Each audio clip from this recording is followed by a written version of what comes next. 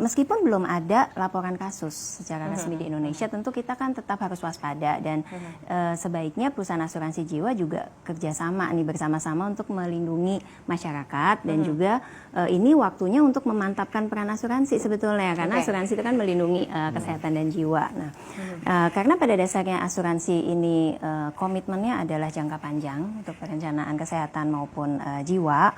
Jadi saya yakin dari Prudential maupun industri sama himbauannya, kesehatan dan kesejahteraan itu sekarang yang paling penting, fokus yang paling penting terhadap masyarakat, baik itu nasabah tentunya, staf, tenaga pemasar ya yang ada.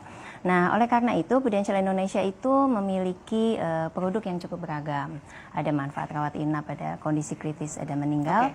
Nah, yang jelas akibat dari virus corona ini ditanggung. Beberapa asuransi mengatakan bahwa karena belum tahu dan belum jelas sebenarnya ini jenisnya penyakitnya bentuknya seperti apa, apakah masuk ke sakit kritis atau masuk ke seperti apa. Nah, bagaimana Prudential ini melihat hal tersebut? Karena kan belum jelas nanti jenis proteksinya apa yang mau diberikan begitu. Seperti apa? Jadi betul bahwa ini virus baru, kita semua belum jelas nantinya seperti apa. Tapi yang jelas virus ini kalau dari kasus-kasus yang ada membutuhkan rawat inap.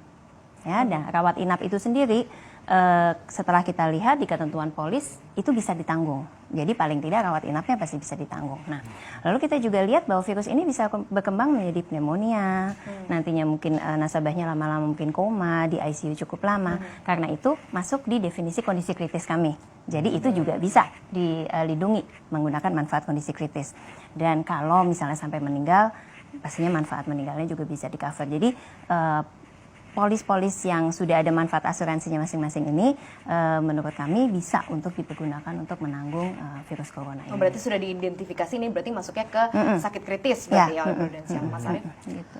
Secara aktuaris gimana Bu? Bukannya ini nanti ada tambahan cost seandainya memang benar ada klaim seperti ini? Karena kan kalau kita bicara nasabah kan lebih dari 2 juta, asumsikan separuh aja misalnya yang memakai ini kan berarti perlu pelindungan ya berapa miliar, itu kan costly.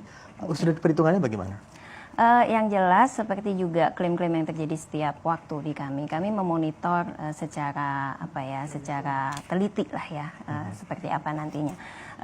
Saat ini alhamdulillah belum ada kasusnya gitu ya. Tapi kalau kita lihat perlindungan yang diberikan itu sebenarnya sekitar 10 sampai 14 hari rata-rata kalau misalnya itu terjadi, dan tentunya besarnya klaim dan dibandingkan dengan klaim rasio ya kita mesti telaah lagi nantinya seperti apa. Tapi sampai saat ini kami yakin bahwa perlindungan itu bisa diberikan. Kalau ini kan karena Prudential kan mencakup ke seluruh dunia begitu ya. Nah, ini juga diterapkan juga oleh holdingnya, artinya di keseluruhannya juga bentuknya yang sama atau seperti apa? Karena ada beberapa negara khususnya yang jauh dari China saja pun juga sudah teridentifikasi ada corona di sana. Ya, jadi inisiatif yang diluncurkan oleh Prudential Indonesia juga diluncurkan oleh negara lain di mana Prudential berada. Jadi pertama itu Prudential Hong Kong yang melakukannya pertama kali, kemudian sekarang ada Malaysia, Taiwan, Thailand, dan Indonesia sendiri. Jadi in total 6 negara lah.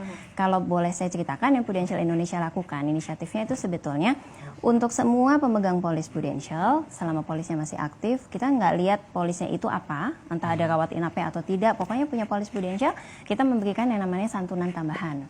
Jadi santunan tambahan ini untuk nasabah yang dirawat di rumah sakit, mulai dari tanggal dia masuk pertama kali, maksimum 30 hari, itu bisa mendapatkan 1 juta rupiah per hari. Itu santunan tambahannya. Kemudian prosedur untuk mendapatkan santunan ini juga cukup mudah. Seandainya nanti ada yang didiagnosa, bukti diagnosanya saja disampaikan, itu sudah cukup untuk mendapatkan santunan ini. Nah, itu untuk semua nasabah kita. Tapi untuk yang punya manfaat rawat inap, kita juga memberikan kemudahan. Jadi rawat inap itu ada yang nasabah datang ke rumah sakit, menunjukkan kartunya, kemudian dijamin gitu ya. Nah, begitu ada yang didiagnosis virus corona 2019 ini, otomatis kita akan memberikan penjaminan 7 hari ke depan.